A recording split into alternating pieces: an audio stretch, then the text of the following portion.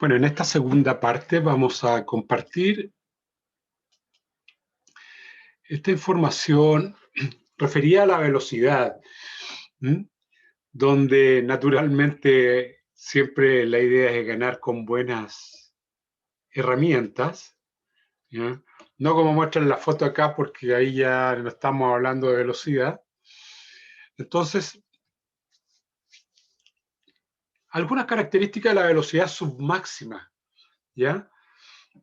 Porque hay deportes donde uno tiene que mantener la velocidad lo más arriba que pueda, pero no siempre al límite, sino que de manera submaximal. Y normalmente son tareas que uno hace que van desde los 20 segundos a los 2 minutos, es decir, pruebas que van desde en el atletismo de los 100 metros, no, en realidad desde los 200 metros a los 1500 metros.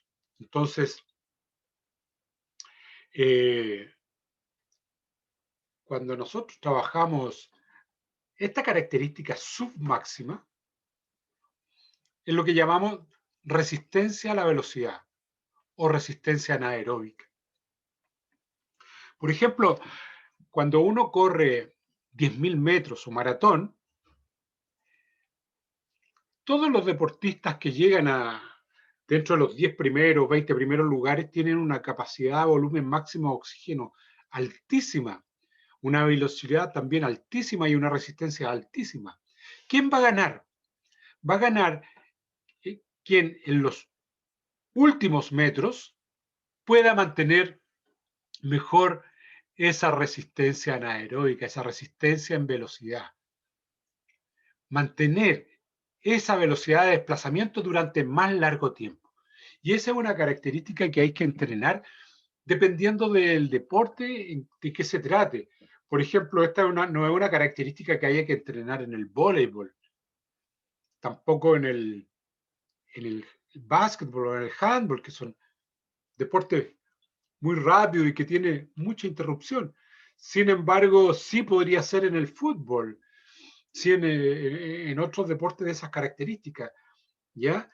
Por ejemplo, en el canotaje, en el remo, naturalmente, claro, y en deportes como el ciclismo, como la natación, ¿te fijas? Entonces, hay que saber mucho del deporte para saber qué cualidades, qué características desarrollar en ese tipo de velocidad. La supramáxima, ¿cómo se entrena esta cualidad? ¿Ya? Esta es una cualidad que se entrena más allá de la velocidad que uno puede hacer voluntariamente. Y normalmente se hace, por ejemplo, con alguna ayuda.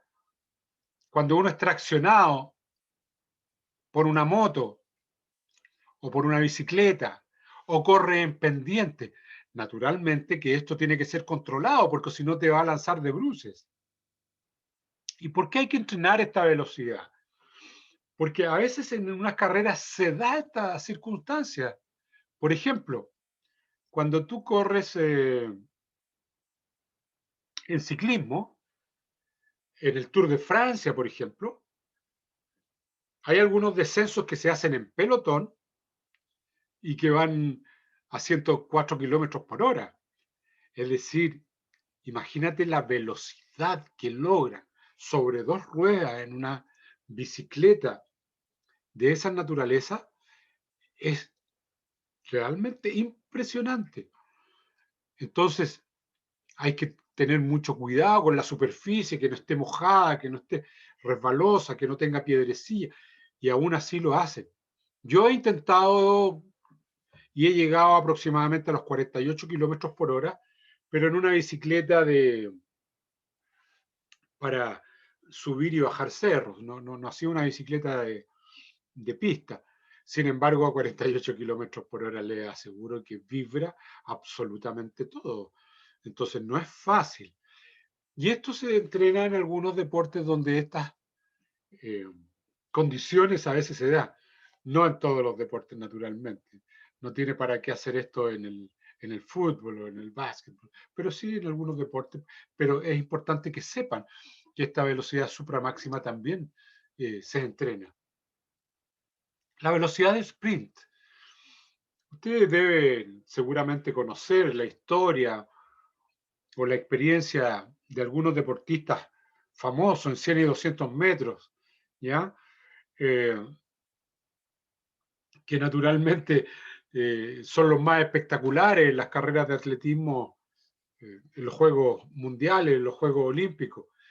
Y ahí tienen ustedes que lo normal es que una persona puede acelerar hasta los 30 metros y después tiene que tratar de mantener la velocidad máxima.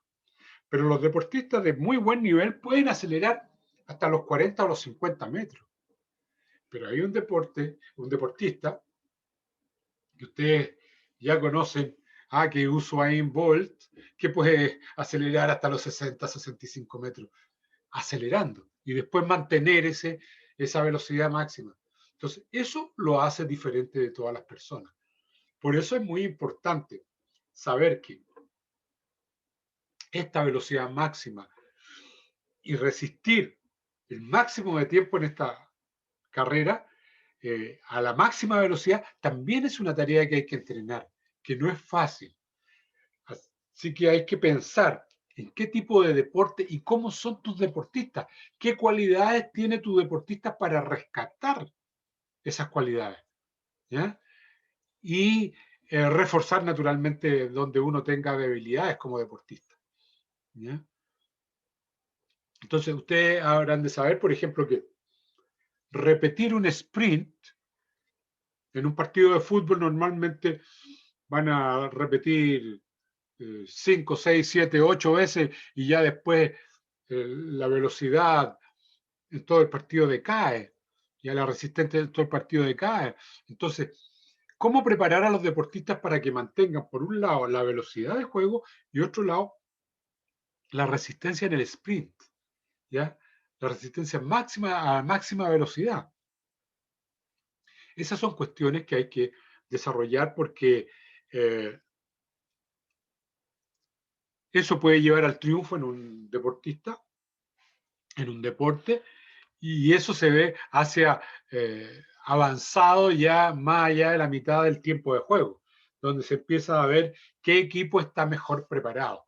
Normalmente los equipos que están mejor preparados eh, terminan la parte final de muy buena manera. Ustedes han visto que jugadores amateurs o profesionales mal preparados o con poca preparación, poco periodo de preparación, se empiezan a calambrar muy temprano. ¿Por qué? Porque también hay deportes donde van cambiando las superficies. Por ejemplo, en el fútbol profesional en Chile se juega en superficie de pasto, pero algunos pastos están mojados, otros pastos no están tan mojados, algunos pastos están más crecidos, otros no tanto, y en otras regiones como en Quillota juegan sobre superficies duras, pasto sintético, que le llaman. Entonces, la pista también tiene que ver con las características donde uno va a competir y la velocidad que puede desarrollar tanto en desplazamiento como en el frenaje y volver a hacer salidas reactivas. Entonces, todas estas características hay que desarrollarlas para poder lograr el éxito deportivo. Entonces, por ejemplo, aquí hay el concepto velocidad de reacción, hay una serie de términos asociados como tiempo de latencia de la reacción motora, velocidad de reacción, velocidad de reacción motora, tiempo de latencia de la reacción motora, tiempo de reacción, capacidad de reacción de salida, velocidad de reacción simple y compleja, especialización de la reacción motora general, tiempo de reacción motora. Y aquí pueden encontrar una serie de autores que emplean términos asociados al concepto de velocidad de reacción. Lo mismo ocurre con la velocidad frecuencial, ¿ya? Con la velocidad de acción, con la velocidad de locomoción, con la velocidad de resistencia, y con la capacidad de aceleración. Entonces, van a ver que hay una serie de conceptos asociados y nos damos cuenta hasta ahora que velocidad no es lo que acostumbrábamos a hacer en el colegio, cuando hacíamos clases de carreras de 10 metros, de 20 metros, que es velocidad de desplazamiento o velocidad de carrera, o velocidad de reacción más velocidad de carrera. ¿Te fijas? Entonces, eh, las características de la velocidad, las formas de entrenar la velocidad, es lo que vamos a ver en la próxima sesión. Así que tengan ustedes buen día y nos vemos mañana. Un abrazo.